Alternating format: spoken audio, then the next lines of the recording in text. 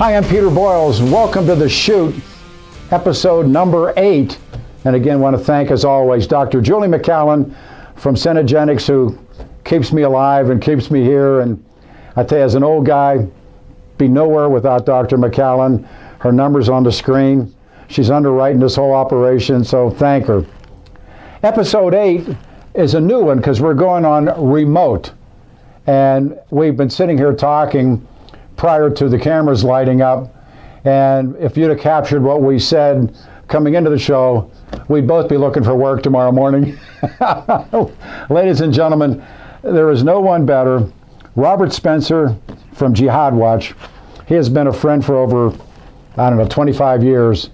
And we've worked together, and I met him on occasion, but we never did this. So he's from a seemingly abandoned warehouse underneath DIA, and hermetically sealed. I know no one that I have more respect for.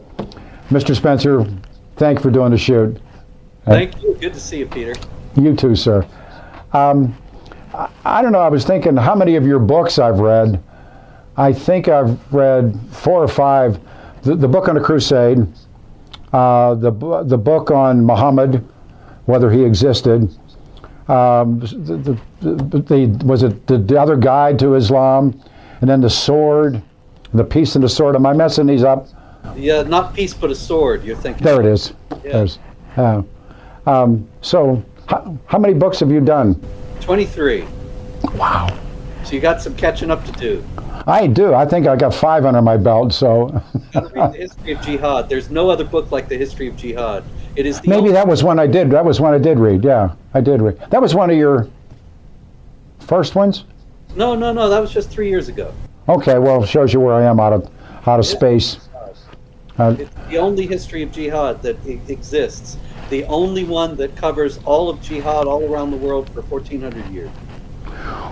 What, and people get to ask this, and I've asked you this before, what ignited your passion to do this?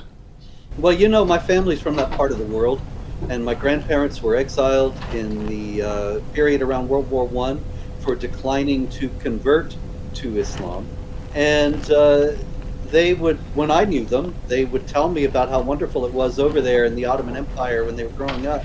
But then I would say, well, why'd you leave? And they would say, we were exiled, and they wouldn't be able to explain why.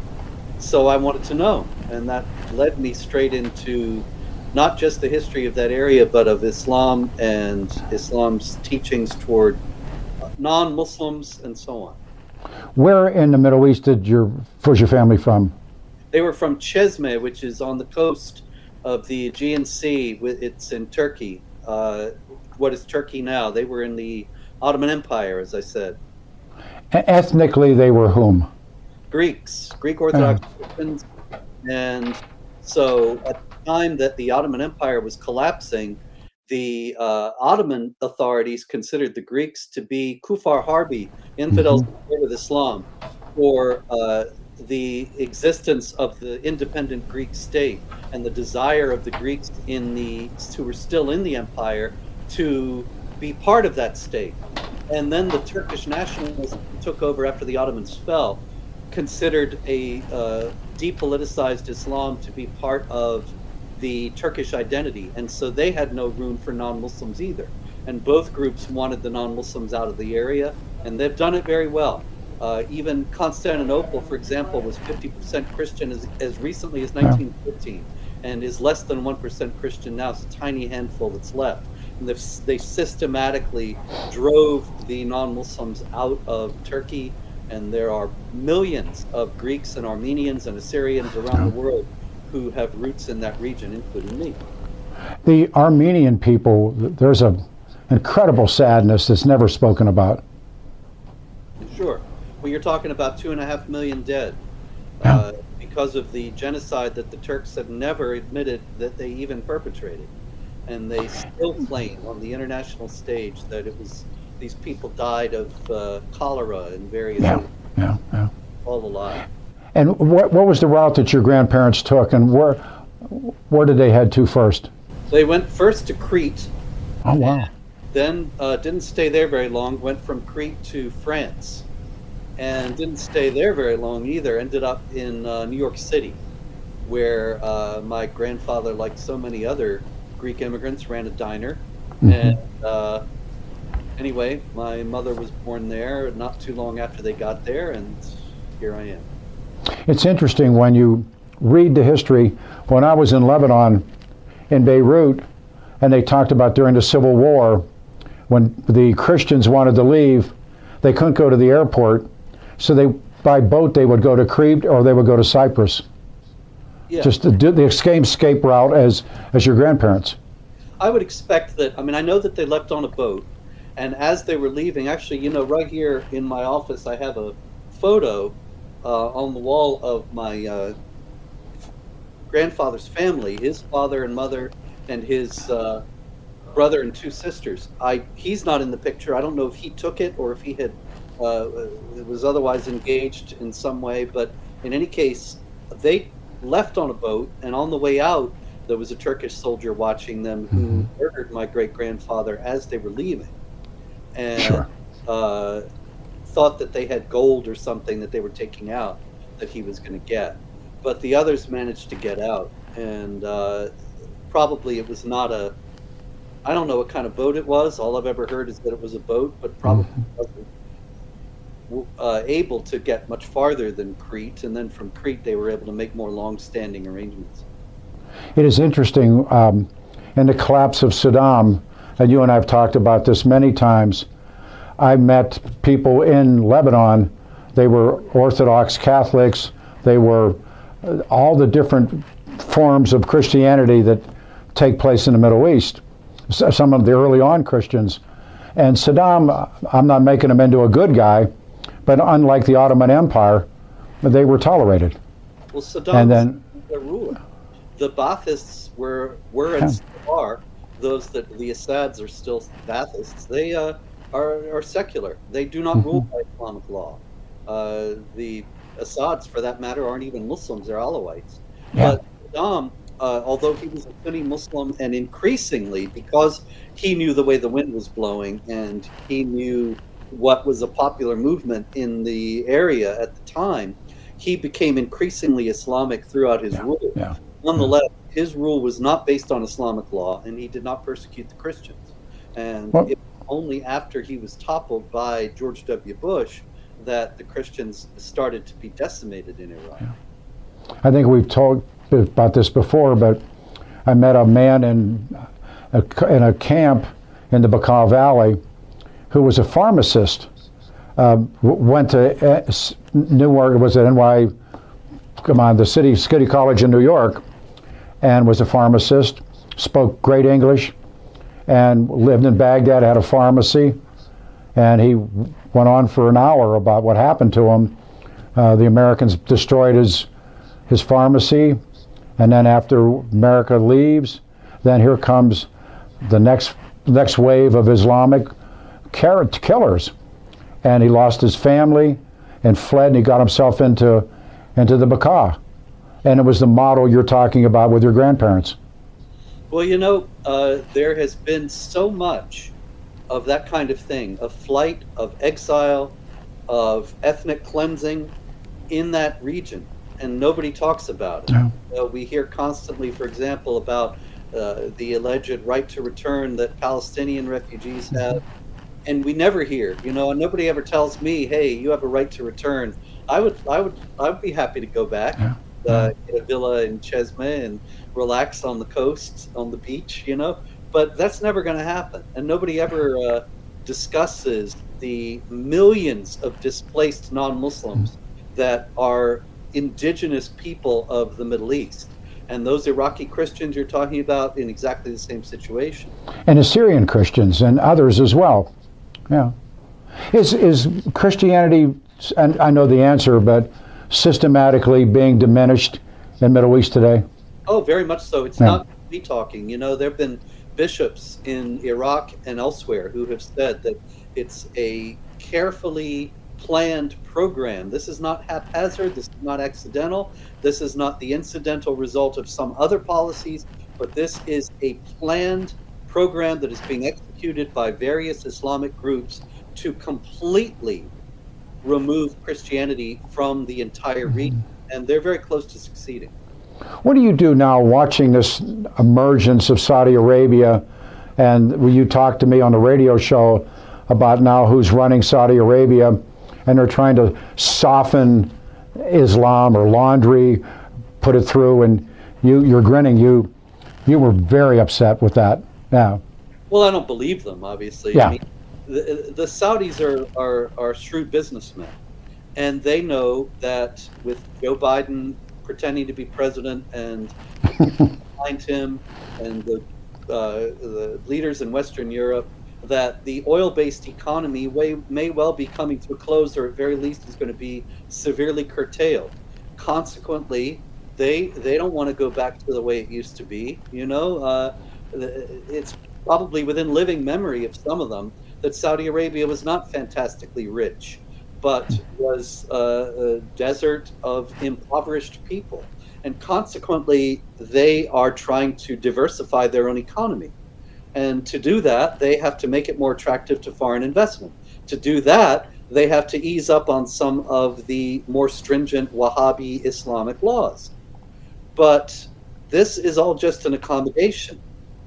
It does not signal, at least there's no indication as of yet, that it signals some sort of a long-standing or permanent change in the regime. It's just pragmatic. And trustworthy? That it's going to become any more open for women or for non-Muslims at all. So, I'm not convinced that they're really going to be who in the Middle East do you think is the greatest threat? I watch the mullahs, I read the mullahs. You and I have spoken about this for hours. Compared to the Sauds, compared to whomever. Well, Iran is more belligerent, obviously. Yeah. Iran is open about its hatred for the United States and desire to destroy the United States. When I wrote the Complete Infidel's Guide to Iran a few years ago, I've got all kinds of quotes in there from Iranian leaders explaining how they're on a war footing with the United States already. And they want to have war with the United States, and they are working toward being able to pull that off. Now, the Saudis, on the other hand, are our nominal ally, and it's an alliance of convenience. But underlying the Saudi state is the same ideology that leads the Islamic Republic of Iran to be at war with the United States. So while there might be a mutual advantage in the alliance of convenience now, it's never going to be a lasting friendship. At a certain point, there's going to be a divorce. You have to pick sides. Yeah. And the Iranians, of course, are at odds with the Saudis too, and that postpones the divorce with the United States because the Saudis need us against Iran. There's a motto that the Middle East will fight to the last Egyptian, and the same thing. Yeah, you're grinning. And now that Saddam is out of the picture, I love your grin. You see it repetitious? Yeah, look, the Middle East will fight to the last Egyptian there's a whole lot of truth in that. Yeah. And a whole lot of truth in the old Arab adage, my brother against my brother and both of us against our cousin. Mm-hmm. There'll always be these conflicts. There always have been, there always will be. We're talking about a very intransigent ideology that doesn't admit of coexistence and compromise. And so there's always going to be conflict with these people. But they are also always going to be set against an entity like the United States, or an entity even like Egypt right now, which is at odds with the Brotherhood and at odds with the Sharia program of both Saudi Arabia and Iran. If you were to list the most, and from top to bottom, threats to this country, which nations and by which effects? Well, you got China primarily with the attempt at economic hegemony over the entire world, and the attempt at ending America's influence as a global power, really. I don't think that can be overstated, that this is something, however, that American presidents of both parties have enabled, going back to Nixon. You know, it was Nixon who betrayed Taiwan, which had been a loyal ally, and oversaw it being expelled from the United Nations, withdrew recognition of it, and gave the recognition to the People's Republic. The People's Republic did nothing in response. The United States was doing all this, betraying our ally and giving them concession after concession for nothing. And that was the role of the multinational corporation influencing U.S. foreign policy, and Kissinger and Nixon. Sure, you own the big business field, and then Bill Clinton makes it all the worse. With favored nation. In the 90s that have led directly to the situation that we have now, where the global market and the United States itself is flooded with cheap foreign goods, Chinese goods, and American industries and American businesses have been gutted as a result. So you have the United States substantially weakened and China emboldened, and that's a massive thing. And then the threat that I've been talking about all these years about Islamic Jihad, it pales in comparison in the immediate, in the near term. The Islamic Jihad, however, is a 1400-year struggle. And you're talking about very patient people who take advantage of conditions in a very canny manner throughout history in order to further their long-term goals. And they're happy to work with China now. That's why you see the Taliban buddying up to China and Pakistan buddying up to China. And ultimately, they figure that China will recede and they will be able to further their jihad in other ways. We'll see. I don't know. We probably won't live to see how that all shakes out. But right now, they're working together. I've said many times on a radio show and written about it in columns, if you fear the Chinese, thank the multinational corporations, U.S.-based corporations. They did this. Yeah, absolutely. Without a doubt. They would have done it on their own. And they couldn't have done it on their own unless there was a détente back to Chou Enlai. There you go. And that was Kissinger. That was Kissinger.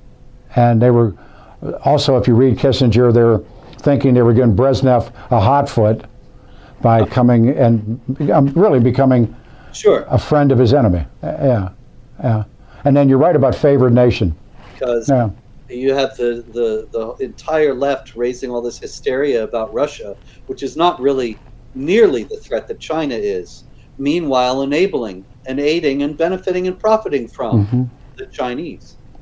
The Chinese have a view that's the long game as well, the long march.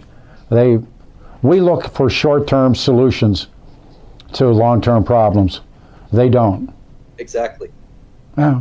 And so in the Middle East, I'll tell you a story. I was in the UAE, and they befriend you. They know about who you are before they invite you. And having lunch with a guy and ask him, what do you fear? And he gives me this thumb, like across the Persian Gulf towards the Iranians. And then he said, $48 a barrel oil. That was it. He didn't mention Israelis. He didn't mention anything else. Sure. What do I do with that? Being honest with you, because the UAE got into the Abraham Accords with Israel because they fear Iran, because they recognize that they have a common enemy that Israel also has in Iran. And if Iran had a free hand and had the power to do it, they would swallow up the UAE, Bahrain, and even the eastern part of Saudi Arabia, which is majority Shiite, and make them part of Iran. There have already been many Iranians who've called Bahrain the 15th province of Iran. What do you make of the cause of the first Gulf War? Desert Storm. Gulf War. Gee, that's going back. What I don't know. What do you have in mind? Well, I have a theory. The United States fought for multinational oil companies. Yeah, well, that seems likely. I mean, really, what difference would it have made if Kuwait had become a province of Iraq? Kuwait, is there some linguistic, excuse me, is there some severe linguistic or cultural or religious difference between Kuwait and the three Ottoman provinces that make up Iraq? No, it's all generally the same people. It's just an accident of British map making and the realpolitik from the early part of the 20th century that they're two separate countries to start with. And that's really all there is behind it. Why did we go to war to save Kuwait? Probably your explanation is the one that makes the most sense. But again, lies were told. Remember the Democratic Republic, the people with all these rights in Kuwait, and there was an emir, and remember how they sold that? Yes. Poppy Bush sold it. That was all nonsense from the beginning. It's just another authoritarian Muslim Arab state, like Iraq was. You know, two rivals for power that would govern in much the same way, really, although you could say, well, Kuwait would have been was gentler to its people, but even that is not entirely true. I mean, we go once again to the fact that Saddam Hussein was very kind and generous toward the non-Muslims in Iraq in a way that Kuwait never was. I got to see the end of that, and there was no free press. Nobody voted. I mean, it was like a litany of things that you've talked about. Yeah. The Democratic Free Republic of Kuwait. Yeah, that's a lot of nonsense. It never was. See, but that's why you're so wonderful. But how do you impart that as here's the truth for foreign policy? You just got done talking about the Chinese. Yeah. You know, you just reminded me of a story from Kuwait from around that time. There was a man named, I forget what his original name was, but he started calling himself Robert Ozzy, A-Z-Z-I. He was a convert from Islam to Christianity. And he was arrested and put on trial in Kuwait. And he said, "What are you talking about? Trial is completely illegitimate because Kuwait's constitution guarantees religious freedom." And the judge told him, "The Kuwait constitution says Islamic law forbids you to leave Islam, and that overrides anything that the Kuwaiti constitution says." That happened in Kuwait. It never would have happened in Saddam Hussein's Iraq. No. And you and I find ourselves in this position, and it's awkward because I don't want to defend Saddam, but at the same time, you're nodding your head. What does that mean? Well, Saddam was a brutal dictator, and there's no doubt that he was absolutely inhumane to numerous groups. He was terrible to the Shiites, for that matter, because the Shiites actually have a majority in Iraq, and that's why they have a weak Shiite government in Baghdad today, because George W. Bush came in with one man, one vote, which made it a foregone conclusion that there'd be a weak Shiite government, a satellite of Iran in Iraq. But Saddam was a Sunni, and so the Shiites were his natural rivals, and he was very repressive toward them. We don't want to be in a position of saying Saddam Hussein was some kind of great guy, but the situations in all the countries in the Middle East, it's not black and white and easy white hats and black hats. It's a very complicated situation where there are people who are very good in some ways and very bad in others. He was no different than so many other rulers or on a royal side or just a brutal dictator. Yep. What was the difference between Saddam and fill in the blank? Absolutely. Yeah, and that's maddening. Yeah, I see what's happened. Oh, it's a shame that the State Department, it was so abysmally and remains so abysmally ignorant of the realities in the Middle East that they thought that it would be wise to topple, who caused so much trouble in the sense of destabilizing the whole region and making Iraq into a tinderbox that Iran has exploited and become emboldened in the process, which has led to more conflict with the United States. So ultimately, it's worse for us now than it was before. We didn't solve any problems, we only created hope for ourselves. Yeah, the Bushes are notorious as making things worse. Whether it's Poppy or W, or Prescott. I mean, they're notorious for making things worse. I know that your life has been threatened. That's why we don't talk about where you are and what you do. Your travel's limited. How does that feel for telling the truth? Just telling the truth. Well, it is what it is. I would rather not be in this position, to be honest with you. But I'd rather be in this position than to be accommodating and dissembling and lying to get ahead. Everything that's happened to me has happened because I've told truths that people don't want. And so I got nothing that keeps me from sleeping at night. I've told the truth. I've done the right thing. It is what it is. I relate to it. I mean, the terrible swift sword of the truth.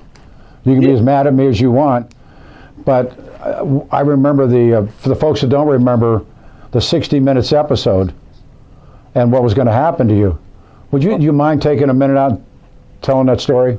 Pamela Geller and I put on the Muhammad art exhibit and cartoon contest in Garland, Texas in May 2015. We've gotten a lot of criticism for doing this over the years, and I think people still don't understand that this was in the context of the murder of the Charlie Hebdo cartoon in France. And we wanted to show that there were some people somewhere in the world who were not going to submit to bullying, not going to submit to violent intimidation, but were going to stand for freedom of speech. And so we did this. The event went off very well. And we had Geert Wilders from the Netherlands there speaking, and the winner of the contest, Bosch Fausten. And anyway, at the end of the event, everything was wrapped up, and people were milling around and saying hello to each other and so on. And we got word that there had been a shooting outside. And as it happened, 2 members of the Islamic Community Center of Phoenix, Arizona, had driven 8 hours to Garland, Texas, in order to shoot us all up. And they were stopped in the parking lot. We had spent I think it was about $12,000, if I recall correctly, quite a bit of money for security for the event. We had the whole perimeter of the hall ringed around with people. We had a SWAT team, everything. And these 2 guys came out. One of them shot one of the guards, and they were both immediately shot dead. The thing about this story is, though, Peter, that the FBI was involved in ways that we had no idea at the time. They had not told us that there was any threat to the event, but as it turned out, they knew all along that these guys were coming. Now, that in itself is strange. If you were an FBI agent and you knew that 2 Islamic jihadis were going to go and try to commit mass murder at an event, wouldn't you have some people there to try to stop them? They didn't. And that makes me wonder, did they want us all to get shot dead? I wonder. But the thing is, the FBI agent, undercover agent who was in touch with the 2 shooters, was following them into the parking lot in the car right behind them and egging them on, saying, tear up Texas. And this has never been explained. The FBI is completely stonewalled and dissembled when confronted about it. I've read about the first bombing attempt on the World Trade Center, and remember that guy, the Santa Claus Sheikh? Yeah. That they had contact with the FBI. Sure, yeah. Sure. The FBI is absolutely filthy, is corrupt up to its eyeballs. And the problem is that the people who ought to be clearing it out and ought to be putting these people under investigation, they're just as corrupt. And so we'll probably never know what really the FBI, the terrible things that the FBI has done. But it's clear that this is a rogue agency that is out of control, that is not acting in the best interest of the American people. And why? The question always comes back. We have talked endlessly about CIA manufacturing lies and intelligence that they fed to the Bush inner circle about Saddam, people like Curveball, the black ops people beating people into confessions, all those things that were done. We watched the CIA in Southeast Asia. We watched the CIA operate in Iran. We watched the CIA in Central America. Now the FBI, we always thought it was unique that Richard Nixon turned the FBI loose on American citizens. J. Edgar Hoover turned the agency. You're nodding, and now we know now what the FBI is capable of doing. So what is a normal thinking person that doesn't do what you do to think about this? Well, they don't have the interests of the American people at heart. They are beholden to some interests. They're working for something, but it ain't for us. And it may be just for themselves, just to perpetuate their own gravy train and their own privileged status. I don't know. Or it may be that they're working for some global interests. But it's very clear that Trump was the first America First president in decades, and they did everything they could to get rid of him. They framed him, crimes he didn't remotely commit, and they worked as hard as they possibly could to get him out of office. This is not an this is not an America First agency. This is not an American agency. It is not one that is working for Americans. I agree with you. And if you read the history of the KGB, and Vladimir Putin, of course, was he was the KGB man. but they operated in their own interest. Yeah. And especially under Stalin and Beria, but they operated in this self-serving manner. Absolutely. And Hoover did it with the FBI too. And you know, it's not even anything new. When I wrote my book on the presidents, rating America's presidents, I got Harry Truman in there in the 1960s after he left office, warning about the CIA and saying that this is an agency that is out of control and unaccountable, is inexcusably secretive, and yet there is nobody who has the guts or is not compromised already who can bring it to heel. And that's only gotten worse in the years since then. When Harry Truman spoke about regrets, his number one regret was what you just said, that he didn't break that thing up. There you go. And then the Eisenhower warning, in the end, the military-industrial complex, that includes everybody, certainly the CIA. Absolutely. And again, here you are, and I can Google, like, how many people hate Robert Spencer. And no, I'm not making this up. I mean, I'm not urging people to do it. But you can go to all these sites and say, no, look at you laugh. I mean, I got a website on 5,000 people that hate me, and I'm nothing compared to you. but here you are, you're one of the truth tellers, and look what's been done to you. Well, this is just the way it is in the world today. Anybody that tells these truths that the elites don't want out, they're going to get the same treatment. You know, that's one thing that I have come to terms with over the years, that this is what happens nowadays, because you've got very powerful people who are deeply corrupt and evil, we could say. I mean, I know that term is loaded and has a moral evaluation and so on, but I think that when they're working for their own interests at the expense of large numbers of people, it's fair to say that, and that they have a lot of power. And so the first thing, you talk about Googling me, the first thing you'll find if you do is the Southern Poverty Law Center talking about what a guy I am. Well, they dislike both of us. It has they really dislike. millions of dollars, if not more, and they're dedicated to smearing people, defaming people, destroying people's careers and lives because they say what they don't like. Well, I call it the badge of honor. I always use Nietzsche, who said, don't tell me who likes you, tell me who doesn't like you, and then I'll know who you are. And the people that don't like you, this latest Afghan refugees, and you've written about this, talked about it. Yeah. What's the latest? The latest, for example, is that there were 10 more who were just recently flagged for being national security risks. That comes after 44 were flagged earlier. There were some that were found on terror watch lists. And not only that, but Congressman Darrell Issa from California went over to Al Udeid Air Base in Qatar, where there's a camp nearby, Camp Sahliya, I think it's called. But in any case, the camp is near Al Udeid. And Darrell Issa wanted to get into the camp, which is controlled by the U.S. military out of Al Udeid, and they wouldn't let him in. So you got to wonder what's going on that they're hiding. But that's just part of it. In the course of his interview with U.S. military officials at Al Udeid Air Base in Qatar, they told him that 12,000 Afghans have already been brought from Al Udeid to the United States without any ID at all. Nobody knows who they are. They are not interpreters. They are not special immigrant visa holders. They are not special immigrant visa applicants. They are completely anonymous and unknown. Now, how are we going to vet people that we have no idea who they are?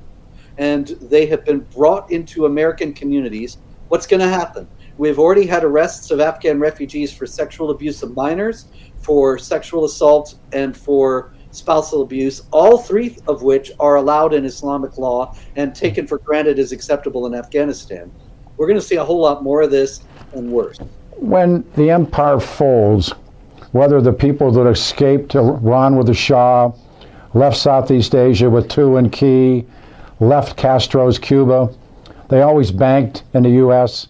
or London or Singapore, and they ran to their money, and they were protected by the U.S. No one will ever know how many people were snuck out or snuck in. And when I read you about the Afghan refugees, I thought, well, this is the game that's been played for how many years now? 75 years? Oh, yeah. Easily. More than that. And the poor folks like your grandfolks, forget it. Yeah, well, who were legit. They didn't have powerful friends. Yeah. So they were on their own. Whereas somebody who is well-connected and wealthy in Afghanistan is going to be able to parlay that into advantage in the United States. The Mandarin class always would bank in San Francisco. And so when they fled, they came to their money. Okay. And they always talked about that in Castro's Cuba. They banked in Miami. Yeah, sure. And so when they fled to their money. But they would make it there, in bed with the mob, and then they fled. Yep. Lee, I love having you on this. This is our first time we've done a remote. No one better, Robert Spencer. Leave us with websites and what you would like to say, a finality on this. Yeah, sure. Well, I'm at jihadwatch.org and jihadwatchrs on Twitter. There's also a Facebook site if you can find it, but I bet you can't because I'm sure you can't. And I got the Critical Quran coming out in November. It's the first honest translation of the Quran with commentary from Islamic scholars to show what Muslims actually do think that the passages mean. Because I've found in my experience when I quote Quran, Islamic apologists always say, oh, no, that's not how we understand it. So now we're going to get it right clear, straight from their own sources, how they really do understand the book and what it really means to mainstream Muslims. And that's coming out very soon. And then I got other books, of course, you can find still at Amazon for now, and at Barnes & Noble and any self-respecting bookstore. Your book on a crusade is marvelous. Thank you very much. No, it really is. I'm a reader of that, and you're right on the money. I leave you with this. It is Robert Spencer, Jihad Watch, for how long we've been? 25 years? Yeah, about that. Wow. We'll get old together. Yeah. Thank you, Mr. Spencer. It's episode 9. It'll be up on our radio site in about tomorrow morning. Fantastic. And we'll talk on the new book. We'll talk before then. Great. Robert Spencer, thank you. Everybody, that was episode, of what we do. And thank you to Dr. Julie McCallan. It's our first remote, and it worked. See the doctor. Get healthy. Thank you to Mark Crowley. Episode 9 on The Shoot. I'll see you at 5 a.m. the next morning on a radio show. Thank you, everybody.